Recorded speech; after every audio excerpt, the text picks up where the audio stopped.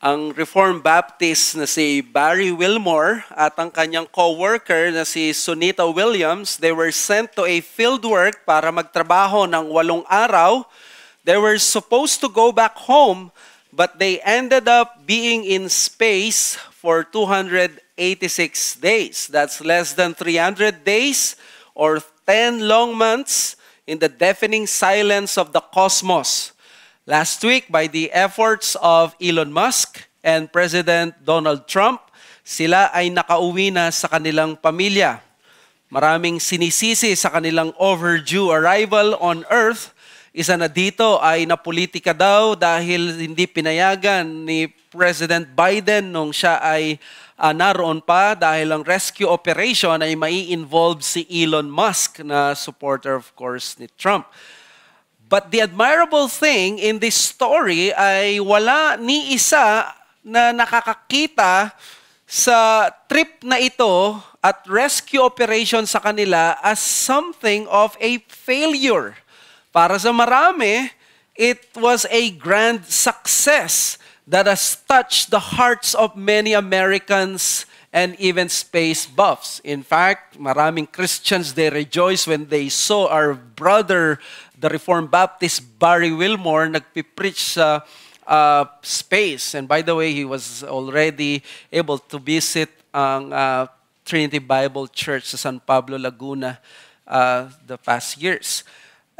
May lesson dito para sa ating lahat. What may be a time of being struck in a place of failure can end also in great success. Ang ganitong kwento, ang mismong makikita natin sa buhay ni Joseph. Stuck in the land of failure all by himself, without his family, friends, and anyone who knows him. Yet, the Lord was there to give him success. And we will read the portion sa Genesis 41 from verses 33 to 57. Makikita natin dito yung section na siya ay na-promote ni Pharaoh at makikita natin yung tagumpay na binigay ng Diyos sa kanya. Let me read to you the inspired, inerrant, infallible Word of God. Genesis 41 verses 33 to 57. Hear the Word of God. Now therefore, let Pharaoh select a discerning and wise man and set him over the land of Egypt. Let Pharaoh proceed to appoint overseers over the land and take 1/5 of the produce of the land of Egypt during the 7 plentiful years. And let them gather all the food of these good years that are coming and store up grain under the authority of Pharaoh for food in the cities, and let them keep it. That food shall be a reserve for the land against the 7 years of famine that are to occur in the land of Egypt, so that the land may not perish through the famine. This proposal pleased Pharaoh and all his servants. And Pharaoh said to his servants, "Can we find a man like this in whom is the Spirit of God?" Then Pharaoh said to Joseph, "Since God has shown you all this, there is none so discerning and wise as you are. You shall be over my house, and all my people shall order themselves as you command. Only as regards the throne will I be greater than you." And Pharaoh said to Joseph, "See, I have set you over all the land of Egypt." Then Pharaoh took his signet ring from his hand and put it on Joseph's hand, and clothed him in garments of fine linen, and put a golden chain about his neck. And he made him ride in his second chariot, and they called out before him, "Bow the knee." Thus he set him over all the land of Egypt. Moreover, Pharaoh said to Joseph, "I am Pharaoh, and without your consent no one shall lift up hand or foot in all the land of Egypt." And Pharaoh called Joseph's name Zaphaneah, and he gave him in marriage Asenath, the daughter of Potiphera, priest of On. So Joseph went out over the land of Egypt. Joseph was 30 years old when he entered the service of Pharaoh, king of Egypt, and Joseph went out from the presence of Pharaoh and went through all the land of Egypt. During the 7 plentiful years, the earth produced abundantly and gathered up all the food of these 7 years which occurred in the land of Egypt, and put the food in the cities. He put in every city the food from the fields around it. And Joseph stored up grain in great abundance, like the sand of the sea, until he ceased to measure it, for it could not be measured. Before the year of famine came, 2 sons were born of Joseph. Asenath, the daughter of Potiphera, priest of On, bore them to him. Joseph called the name of the firstborn Manasseh, for he said, God has made me forget all my hardship.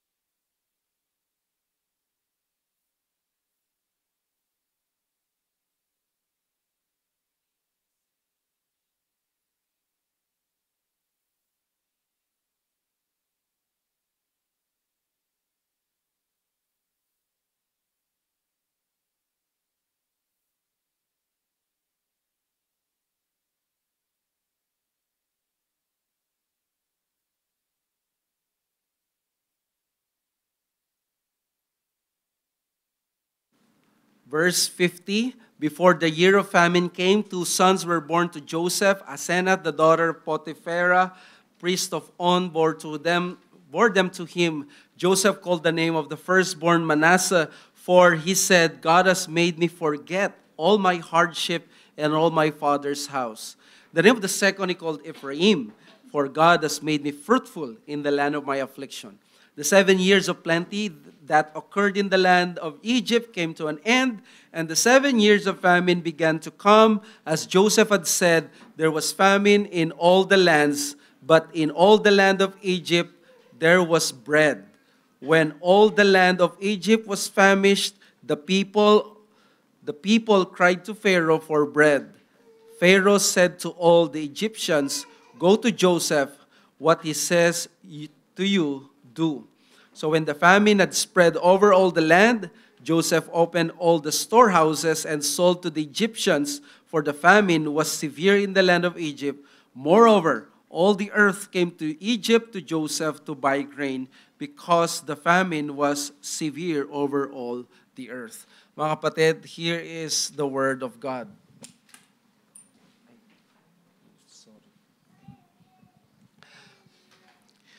So the story of Genesis 41 is the story of the rising of Joseph from the pit to prison to the pinnacle of the palace of success sa harapan ni Pharaoh. Just in one day, everything changed for him. Gumising siya sa kanyang higaan that morning bilang isang alipin, and he ended the day as the Prime Minister of Egypt. This was the true rag to riches story. Pero di ito dahil sa sipag at tiyaga lamang. All throughout the narrative, what we see is the worsening of the condition na makikita natin si Joseph sa kanyang kalagayan. Parang palala ng palala kung tutuusin. Una, doon sa pit kung saan pinagtulungan siya ng kanyang mga kapatid at binenta na lamang sa mga Midianites. Ikalawa, kay Potiphar, where he was falsely accused by the wife of the house. Thirdly, he was put in the lowest of the low bilang isang prisoner. But look kung saan siya biglang napadpad after this. After ng pit, Potiphar's house at sa prisoner or sa prison, nakita natin siya bigla sa palace. Nasa tugatog siya ng tagumpay. We can always react sa dito na, what? How can this be? If you are aiming a shot at the lucrative position ng palace, edi dapat maging politiko ka, maging pragmatic ka, maging immoral ka, practical, or even ungodly and subtle and deceiving. But none of these things ang pwedeng masabi kay Joseph. Why? Because his path to the top position na available doon sa land is explainable only with one thing and nothing more. And that is that God is with him. Yun lang ang pinaka-sikreto ni Joseph. It was actually the oft-repeated theme ng writer ng Genesis na paulit-ulit niyang binabanggit dito sa narrative ni Joseph. At times hindi siya binabanggit ng hayagan, pero as we read the providence now backwards, mas makikita natin yung kamay ng Diyos sa buhay ni Joseph. Laging nandun ang Diyos. When he was in the pit, na pinag-uusapan pa lang siya kung papatayin siya o kung ibebenta siya. It was God who sent the Ishmaelites na parang pampelikula na Deus ex machina. Di ba yung pag malapit na yung mamamatay yung bida, biglang may saklolo na lamang. That's the principle of Deus ex machina, na may laging darating na tagapagsaklolo. Ganun ang nangyari nung pinadala ang mga Ishmaelites at binenta na lamang siya sa Egypt. Ang Diyos din ang nagdala sa kanya na mapadpad siya sa kamay ni Potiphar at nagkaroon ng great favor sa mata ng kanyang master. Si Yahweh din ang sumama sa kanya when he was in prison. In fact, we can conclude that the journey of Joseph to the top of success is through the road beneath, the road of affliction. Yung motto niya, nakita natin last week, that the line from point A to point B is not always a straight line. Sometimes it is a zigzag. At alam nyo, ganyan ang tinuturo sa ating buhay. Bilang mananampalataya, maraming bagay sa buhay natin, hindi naman talaga natin naiintindihan habang nangyayari ang mga mapapait na bagay na iyon. How many times have we seen ourselves being clueless habang nangyayari ang isang tragedy o ang isang bagay na hindi natin nakakaya, na napakahirap? Probably nagkakaroon ka ng health problem o kaya problem sa marriage or sa family ninyo. Bakit nagkakaganito? Bakit hinahayaan ito ng Diyos? We were clueless then, but suddenly the Lord lifted us up from that affliction, at nung nakaraos tayo, nakarecover tayo, there we began to read the providence of God backwards. Doon natin biglang naintindihan ng lahat na ang ating mga affliction, they were never the impediments for the work of God. They were the very means of God to prepare us for His perfect will for our lives. He has sustained us all throughout in the most ordinary manner because He has tied Himself to what we call in Genesis the covenant. Truly, our lives here on earth are what we call sa series natin the symphony of providence. Iba-iba pero pinag-weave ng Panginoon, pinagsasama to develop a beautiful harmony. He sustained Joseph as part of his promise to save the world. Ito yung story ni Joseph being woven to a complete, beautiful tapestry ng gawa ng Diyos. Now, sa ating passage na binasa, si Joseph, nakatayo na siya sa harapan ni Pharaoh to give the interpretation of his almost identical dreams after all the wise men in Egypt failed. Pharaoh's reinstated cupbearer, naalala bigla si Joseph nung walang makahula sa panaginip.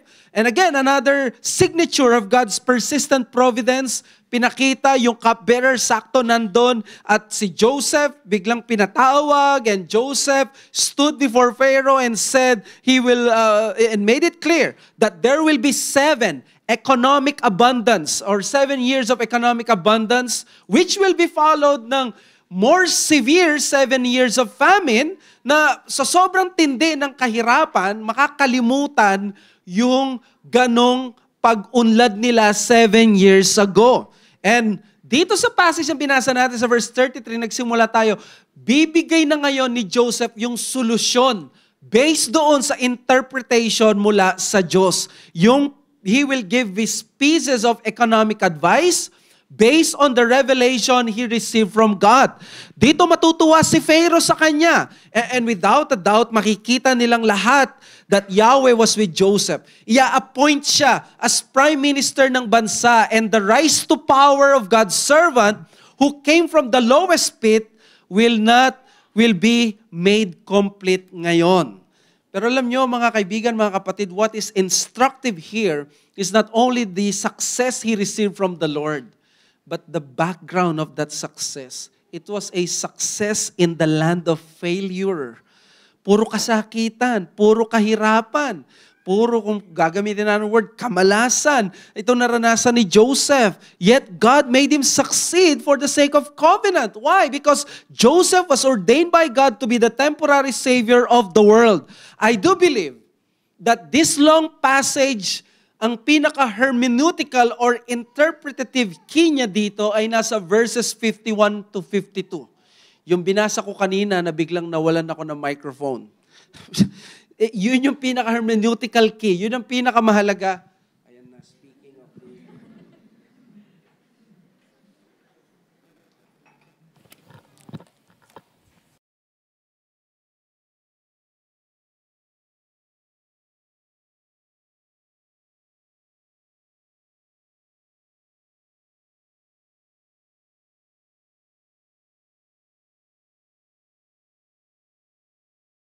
So the hermeneutical key ay nasa verses 51 to 52 where the author narrates the naming of Joseph's two sons after the very affliction he experienced while in Egypt. Sa bawat anak, nandun yung word na hardship or affliction. Sa verse 51, Joseph called the name of the firstborn Manasseh, for he said, God has made me forget all my hardship and all my father's house. And then the name of the second he called Ephraim, for God had made me fruitful in the land of my affliction. This is what happened to Joseph according to Joseph. This is the interpretation of his life according mismo kay Joseph. So therefore, the whole passage is but a retelling of the many evidence and ingredients of a God-given success. Si Joseph, pinangalanan niya yung kanyang mga anak, minention niya yung hardship at affliction, each of their names. A reminder ito na sa kanyang success, it was forged in the fires of adversity and failures. Egypt, who for him was a land of failure, yet according sa mga names, God has made my hardship to forget all of my hardship, and God has made me fruitful. Nandun yung word na Diyos. And for God, success is not really a matter of human choice and consequences. Dito sa passage na to, we will be taught that success is a matter of God's providence. And that is our message this morning. Despite the many instances of failures, success is always possible because it is a matter of God's promotion. Despite many instances of failures, success is possible because it is a matter of God's promotion. Ang nakaka-discourage palagi is when there is failure. Isa sa pinaka-demoralizing word sa pagkatao ng isang bata o ng isang tao ay ang salitang failure. Pag sinabi mong you're a failure, ang marriage na ito ay failure, ang pamilyang ito ay failure, yan ay wala na siguro na mas matindi pang demoralizing na salita dyan. Ayaw nating marinig yon. But did you know, dito, kung ikaw ay anak ng Diyos, katulad ni Joseph, kahit sa gitna ng mga failures, success is always possible simply because success is something na hindi natin nakukuha just because of our strength. It is something that God gives, and in the providence of God, God suddenly gave that promotion or that success kay Joseph. At dito, ibibigay ko sa inyo yung tatlong main ingredients or biblical evidence na God-given success ang naranasan ni Joseph. There are three manifestations. First, faith in future direction. Number two, fruitfulness in present difficulty. And number three, forgetting past disasters. Dito makikita natin itong tatlong mahalagang sangkap na talagang meron kang success mula sa Diyos if you have these three. Number one, faith in future direction. Ito yung verses 33 to 36 na nung ininterpret niya yung dreams ni Pharaoh, biglang binigyan niya ng advice at confident itong si Joseph na magsabi ng solution because he knew what the word of God was. So Joseph was full of faith in God's revelation to him that he was able to present his plan to Pharaoh. Alam niyo, nung panahon na yon, people really took seriously their dreams. They were believed to be the mediums of communication from the spiritual realm para magbigay ng mensahe sa kanila. Kaya napakalaki ng bayad ng mga dream interpreters. But Joseph's interpretation was no mere talent of his own. Ginawa niya itong malinaw sa verse 16. It is not in me. God will give Pharaoh a favorable answer. Kung mapansin niyo sa kanyang conversation kay Pharaoh, he kept mentioning God. Ang Diyos ang nag-reveal, hindi sa akin. Sabi niya, he gave the interpretation to those dreams of Pharaoh. Sa verse 25, God has revealed to Pharaoh what he's about to do. Verse 28, God has shown to Pharaoh what he's about to do. Verse 32, God will shortly bring it about. Kapansin-pansin, no, maging si Pharaoh, hindi siya nagduda sa pahayag ni Yahweh o ni Joseph from Yahweh para sa future na mangyayari. Ito yung mangyayari 7 years abundance, 7 years of famine, at ito yung magandang solution. Siyempre, ikaw, napakataas mo. You're the leader of that world. Hindi lang sa Egypt. Tapos isang slave ang nagsalita, maniniwala ka ba kagad? But everything was so convincing from Joseph.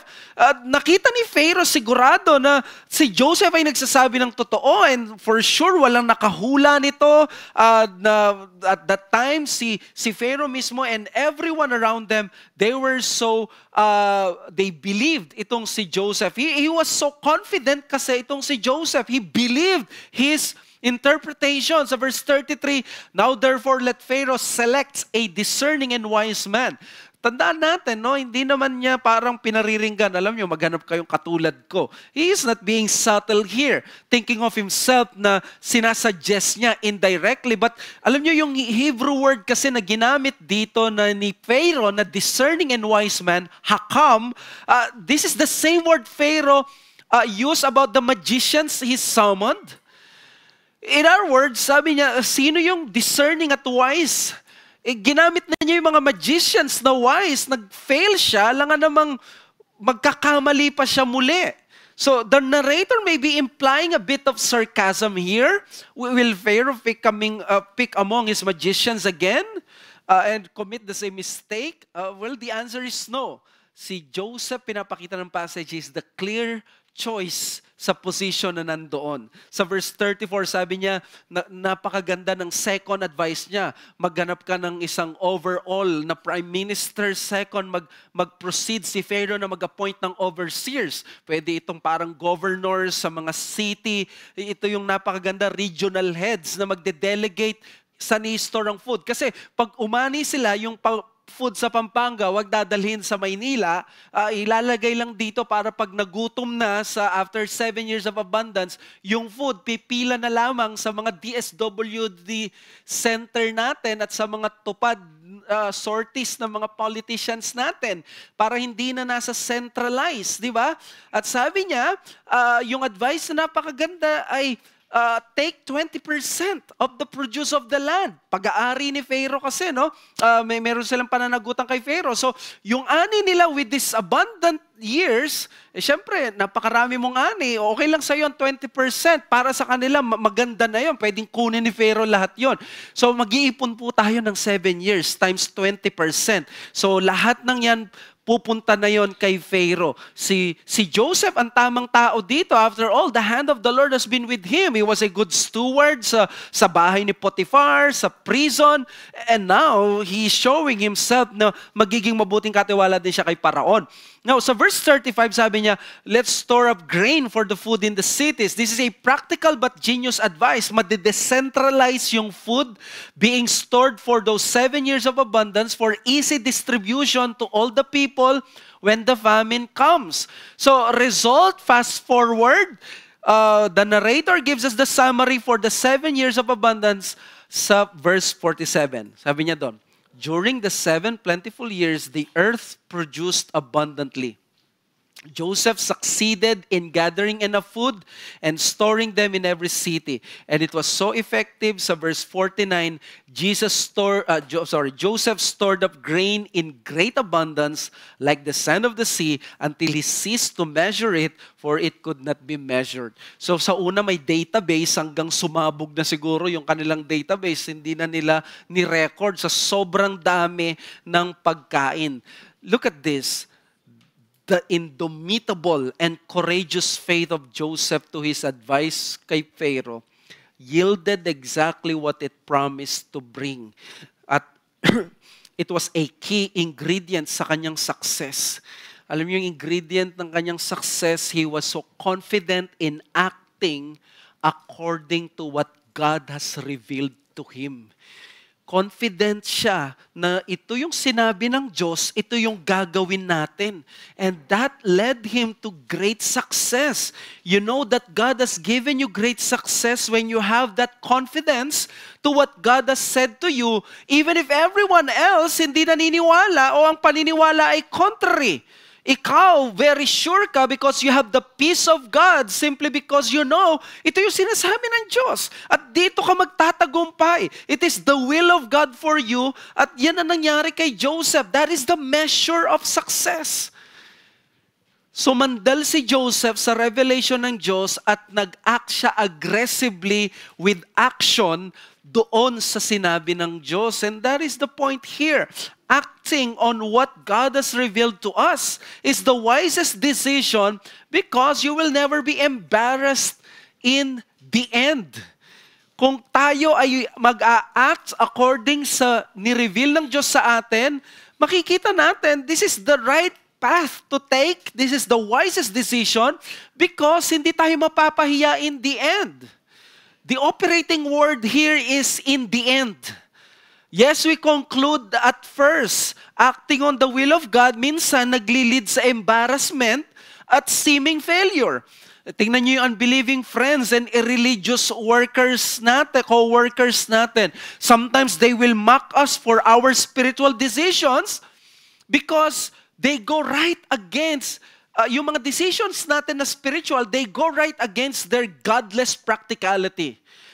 At times, it is against or it runs contrary to their sinful nature. At times, it doesn't follow their materialistic logic.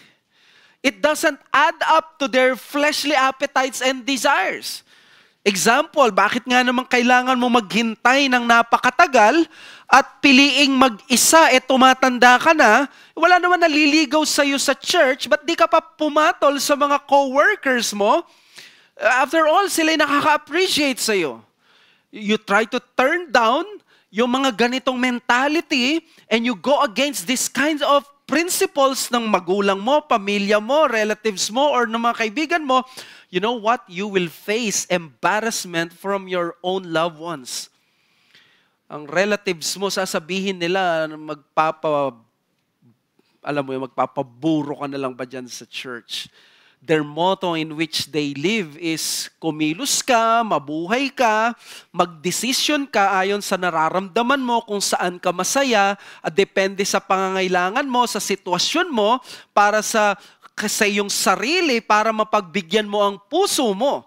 Ito ang ginagawa ng marami. Godless decisions, acting based on a worldview for the here and now. Huwag mo nang isipin ang faith mo sa Diyos o kung ano sinasabi ng Biblia, kung ano ang tinuturo ng church mo. Hindi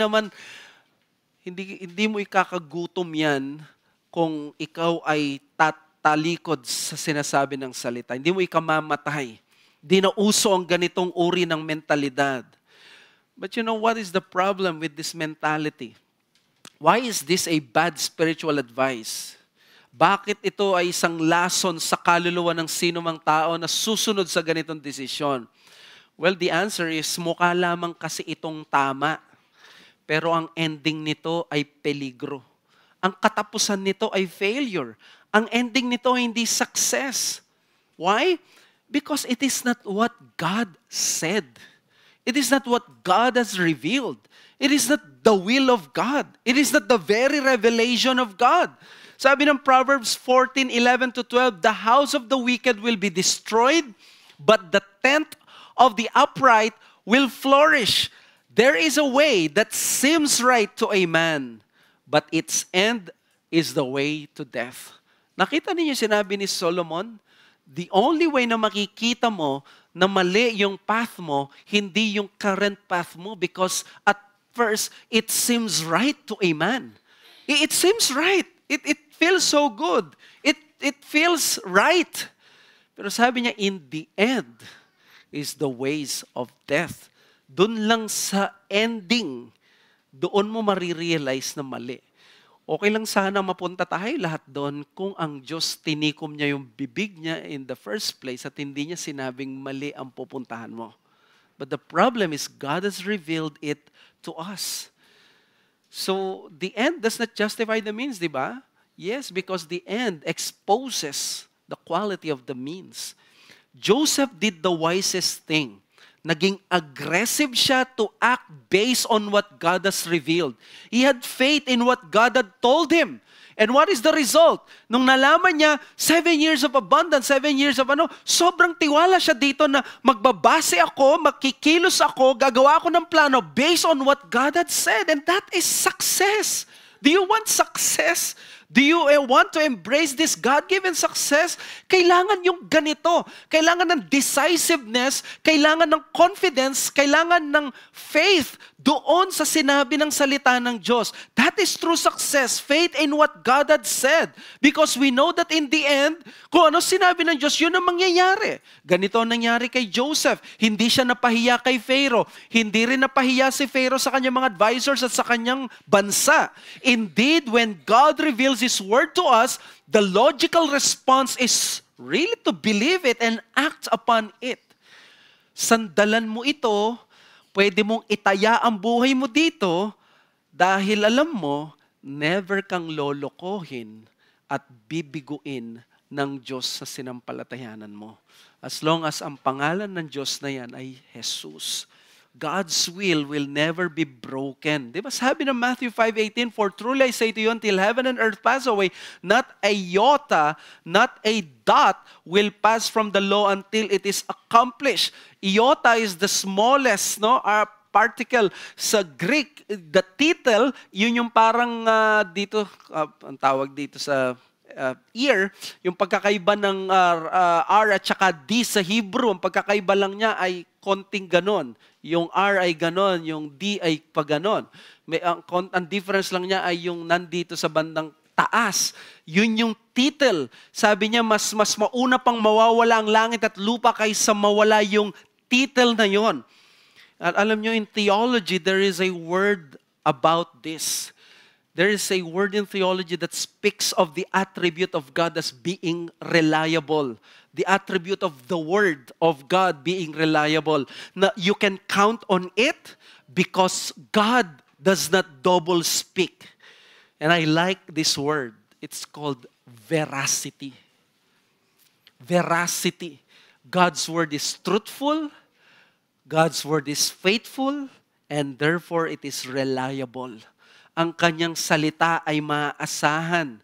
Hindi siya nagdo-double speak. Hindi siya nagbibigay ng maling information dahil perfect in agreement ito sa reality. Kaya naman mga kapatid, ang hamon sa atin dito, when the Word of God doesn't seem to make sense, gather all the more every strength you have to lean on it and take decisive action. You see, ang revelation ng Diyos kay Joseph about sa dreams ni Pharaoh, seemingly impossible sa kanilang context.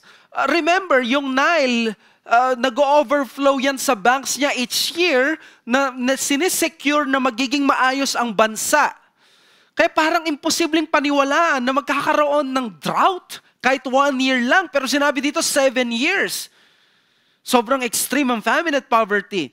Yet si Joseph, kahit na may ganon silang findings and research, Joseph was confident that the interpretation from God gives him the confidence to act upon it, give pieces of advice, command, and even suggestions on how to survive the coming global famine during their time. Tapos siya ay isang alipin, sino maniniwala sa kanya? But that's exactly what he did. Confidence in the revelation of God. Kaya ang unang challenge dito, ikaw ba ay may gagawing desisyon or ginawang desisyon or ginagawang desisyon ngayon? Alam mo, malinaw na sinasabi ito ng salita ng Diyos. If it were not for the clear will of God, you would not have done that decision na ginawa mo. And you will not make that decision, but still you did it, or you are on your way in doing that decision, ine-encourage kita. Joseph's example tells us that it is always best to follow the word kahit pagtawanan tayo, kahit ipahiya tayo, kahit ismulin tayo o imak tayo. For now, itong mga tumatawang ito, they seem to be right. But it will not be long before God will reveal to everyone that in the end, nasa Diyos ang huling halakhak. And whether magkakaroon ka ng inconvenience o hindi sa pagsunod mo sa kalooban ng Diyos, that is what you consider success. May mga iba sa inyo, you would need to change yung trabaho ninyo. You would need to leave your job because you know in your heart what you're supposed to do. You cannot abandon the priorities that you have. Yung mga calling ninyo sa Panginoon bilang mga magulang sa inyong mga anak or asawa sa inyong mga asawa. But just look at this. Success is not achieving the riches of this world and then losing your own soul in the process. Success is doing the will of God in your lifetime. And what is the will of God? Ang will of God, hindi yung magkaroon ka ng maraming pera. Probably pwedeng gawin ng Diyos yun, specifically, kalooban ng Diyos sa iyo yun, but the will of God, priority mo, is to be a faithful child of God. And another challenge dito, do you consider yourself successful? It is so easy to know kung ikaw ay nasa kalooban ng Diyos ngayon, kung successful ka. Kung wala ka sa kalooban ng Diyos, let me tell you this. You may be the richest person in the room right now, but in the eyes of God, you are just a failure. You must be the best dad in terms of giving your family a luxurious life. But if you will fail to be a good father to your home, a good leader to your wife, you are just a failure in the sight of God and other people. You may have the most advantageous life right now among the membership ng SIBC. But if you are failing on your faithfulness to the Lord, to the church, in your knowledge of God, you are not successful. You are a failure. Also, this challenges us that the clear revelation of God should be met by aggressive action, not by passive resignation. Kung alam mo ang salitahan ng Diyos, malinaw, dapat aggressive action, hindi passive resignation. Ito yung pinakita ni Joseph. Minsan, di ba, tayo, naghihintay pa tayo ng sign kung may go signal na ang Diyos, malinaw na sinasabi ng Biblia. At paano ka magtatagumpay sa panawagan mo kung mahina ang loob mo, takot ka o tamad kang kumilos? Ang kaalaman sa kalooban ng Diyos ay hindi dapat magdulot ng pagtunganga, kundi konkretong aksyon. Sabi ni Sam Waldron sa katatapos lamang na Covenant Conference, ang guide daw natin sa buhay, hindi ang Holy Spirit, kundi ang law, kundi ang salita ng Diyos. And he was right, of course, sa kanyang ibig sabihin, not to discount the work of the Spirit. Pero ang point dito is, hindi mo kailangang hintayin na maramdaman na ang Holy Spirit ang magsasabi sa iyo nito when the Word of God clearly tells you that is the will of God for you. Of course, we ask for the guidance of the Holy Spirit as long as alam natin hindi ito nag-go against the Scripture. And this is a reminder also that God's revelation in this epoch right now is in its final form, in the written Scripture. Hindi na sa panaginip, hindi sa alignment of the stars, not by chance or any modern type of the Urim and Thummim. Sa Scripture, doon lahat magbabow down, pati ang mga pastor, teachers, at mga ordinary members. Sa inscripturated word, walang deception at manipulation sa clear teachings ng Scripture. I show to you the Word of God, you will know the Word of God, you obey it. Ganito ang nangyari kay Joseph In the absence of the Bible, nagbigay siya through dreams, and Joseph acted based on those interpretation mula sa Diyos. At ito yung dapat nating gawin. Marami sa atin ngayon binabase ang ating mga plano at mga bokasyon sa huwad na saligan. Pwedeng pupunta tayo sa mga horoscope, sa mga sinasabi ng artista, politiko, or impluensya ng barkada o manghuhula. O kaya naman, based sa kung saan ang madali, comfortable, at convenient sa atin. Hindi ito ang kalooban ng Diyos. So ang tanong, meron ka bang confidence based dun sa sinabi ng salita ng Diyos? Finally, si Joseph, gusto ko ipakita sa inyo, he reminds one of the progeny of his line of his family. And that is the greater Joseph, Jesus Christ. Tingnan nyo, inobey niya ang lahat na sinabi ng Ama sa kanya at with confidence, sabi sa verse John 4:34, my food is to do the will of Him who sent me and to accomplish His work. Ganito yung ginawa ni Joseph. Kung ano yung narinig niya mula sa Diyos, sinabi niyang with confidence at pumunta siya sa lahat ng Egypt, nagtrabaho siya. Kung paano siyang sumunod ng buo, ganito din dapat ang kailangan mo. Kailangan mo ang biyaya ni Jesus. Kailangan mo makita ang kahinaan mo na ikaw ay malayo kay Joseph, ngunit sa pamamagitan ng lakas na binibigay ni Kristo, we are freed from our sin and transformed to be new creatures who can obey God genuinely and aggressively fulfill the will of God sa buhay natin. Wala kang sarili mong lakas pagdating dito. Kailangan mo ang biyaya ng Panginoong Jesus. Kailangan mo ang ganitong pananaw na sumusunod ka sa salita ng Diyos. Na ikaw ay nakadepende at sumasandal at may pananaw na ganito ang Diyos. Si Dr. Dick Wilson ng Princeton Seminary, pumunta siya minsan sa isang chapel ng kanyang estudyante na naging pastor doon. At nung pinakinggan niya daw yung kanyang estudyante, after ng sermon, nagpaalam, of course, after nila mag-fellowship, nagpaalam ng umuwi si Dr. Dick Wilson na isang na teacher nitong pastor-student. At sabi ni Dr. Wilson, di na ako babalik dito para pakinggan ka. And syempre, nabahala yung estudyante. Sabi niya, bakit naman po? Is there something that I can improve my sermon with? Did I say something na masama? And Dr. Wilson said, no, nothing. When I heard you preach, you proclaim a big God, a great God. And I know you will do well sa your ministry. That's why I do not need to return to hear you again. Well, of course, the point is that gaano mo tinitingnan ang salita ng Diyos. Walang issue dito kung 20 ka, or 30 ka, or 40. Kapag nakita mo ito ang salita ng Diyos, sandalan mo, hindi ka mapapahiya dito. Sometimes I'm being amazed with all this young Gen Z na nasa age of 30 plus lang, 20 plus, mas bata pa sila sa akin, yet they can achieve great heights of success.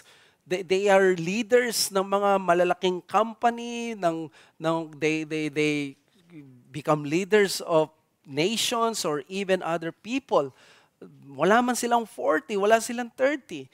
Why? Because they have some qualities that made them successful. Ay, sa atin, hindi yung mga qualities na yung pinakamahalaga. Bagamat mahalaga yon. Ang pinakamahalaga ay, ito ba yung kalooban ng Diyos? Sandalan mo ang sinasabi ng salita ng Diyos.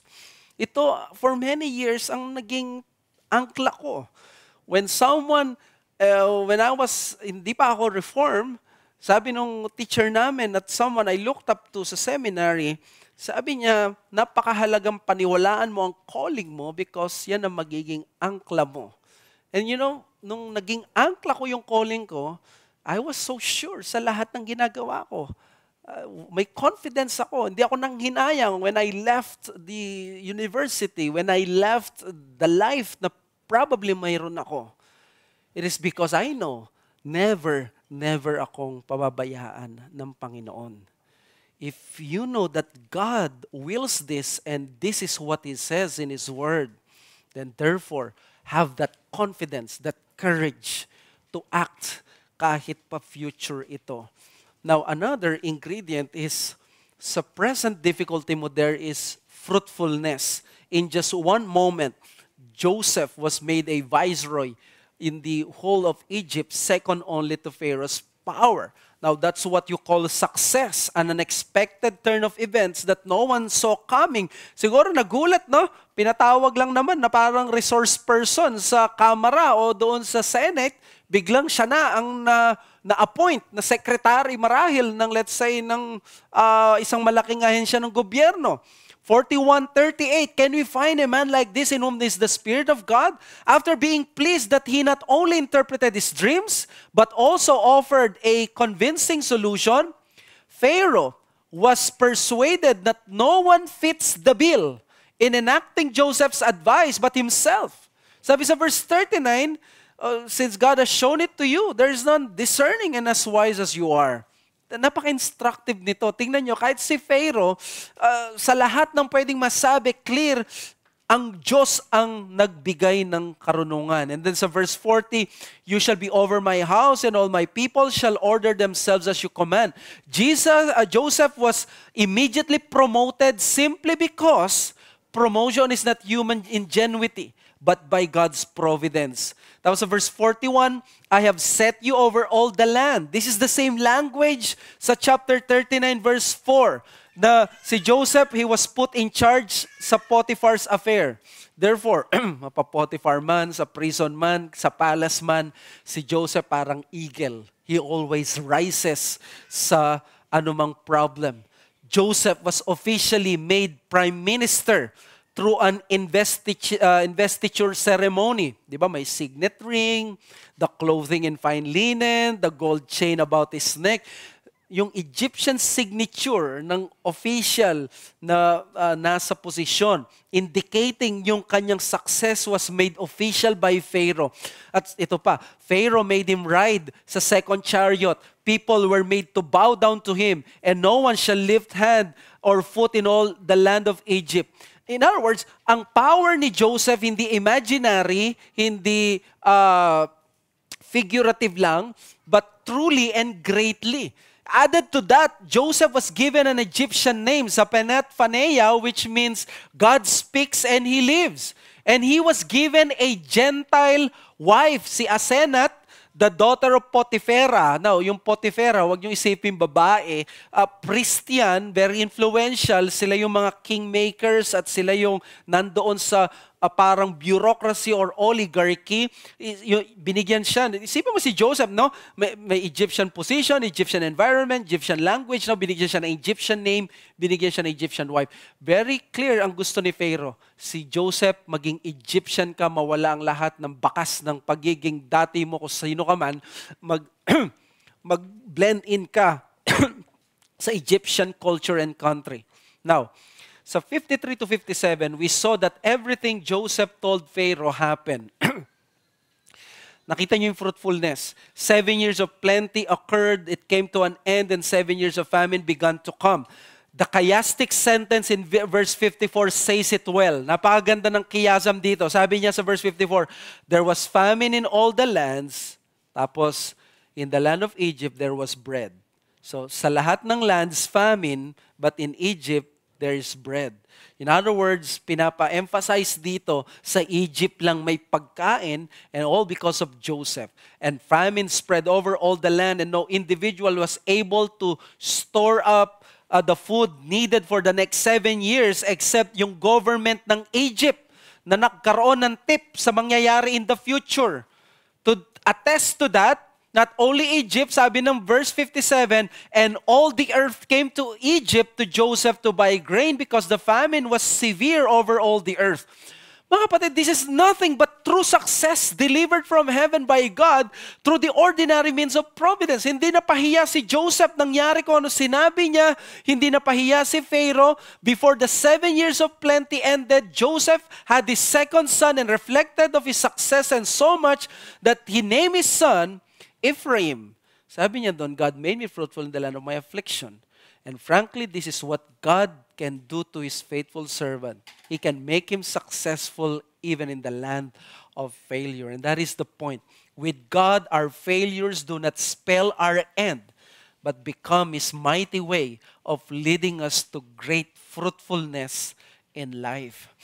Pag nakita mo ang kabiguan, nakikita parang katapusan. Pero dahil may Diyos na soberano, yung kabiguan mo pwedeng maging paraan to lead you in greater fruitfulness in your life. Ang comment ni Pharaoh kay Joseph is insightful sa pinagdaanan niya ni Joseph for the past 13 years. Ang sabi niya sa verse 38 to 39, "Can we find a man like this in whom is the Spirit of God?" Lahat ng nangyari sa kanya, mula sa pit kay Potiphar, nag-contribute to becoming the great man and great leader that he was. Siya ay nahulma. Siya ay naluto ng panahon. Those years of failures prepared him for the success that he received later. And that is the life of faith sa atin din. Kung iisipin mo ang failures ko, ay talagang paralyzing and discouraging. Nakakapang-alis ng hope at talagang, I will not romanticize failure. There is such thing as a failure. In this life, because of sin, there is such a thing as failure. The world is never perfect. Walang rason para lokohin natin ang sarili natin. Yes, merong mga failures. There are those people who failed in their lives. There are those parents who have failed in their families and marriages, sa kanilang marriages. Nakakapang-alis ng hope ito. The question for the child of God is simply this. Meron bang failure sa'yo kung anak ka ng Diyos? What do you think?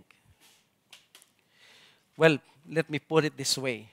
Since God exists and controls everything and all the events in our lives, preordained na by Him in love, can we really believe na may failure para sa isang Kristiyano? The answer is simple yet shocking. Wala. Nada. Zero. Zilch. Walang possibility of failure sa atin ultimately, simply because of the hands of God upon our lives. Nothing can separate us from the love of God which is in Christ Jesus our Lord. Romans 8:28, and we know that for those who love God, all things work together for good. Lahat daw ng mga Kristiyano, lahat ng bagay nangyayari sa iyo for good.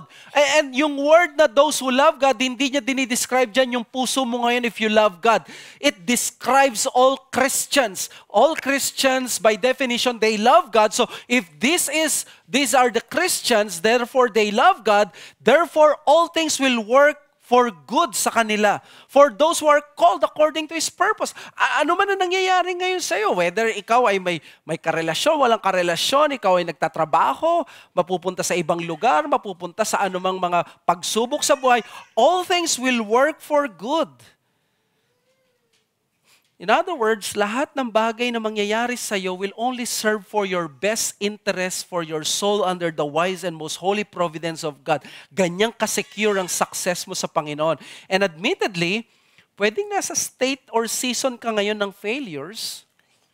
We do not deny that. But take heart, kung alagad ka ng Diyos, kung nakay Kristo ka, hindi yan ang katapusan mo. Magtitiis ka, maging patient ka. One of the simplest sayings na paborito ko ay from Wendell Berry. 2 words, but it is so profound. Sabi ni Wendell Berry, when he encourages people, sabi lang niya, plant sequoias. Sequoia, may Toyota Sequoia. Sequoias are big trees sa US.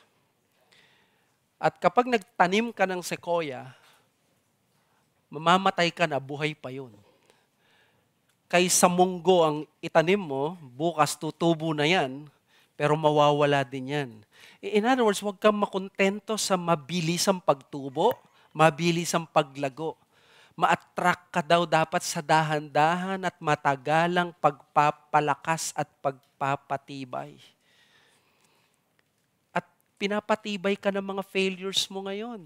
Yung mga disappointments mo. Ganyan ang ginawa ni Yahweh kay Joseph. After 13 years, at the age of 30, he was the Vico Soto of Egypt. Don't give up with every failure you have, but resign yourself in the potency of God's promises. Pag nasa failure, huwag mag-give up.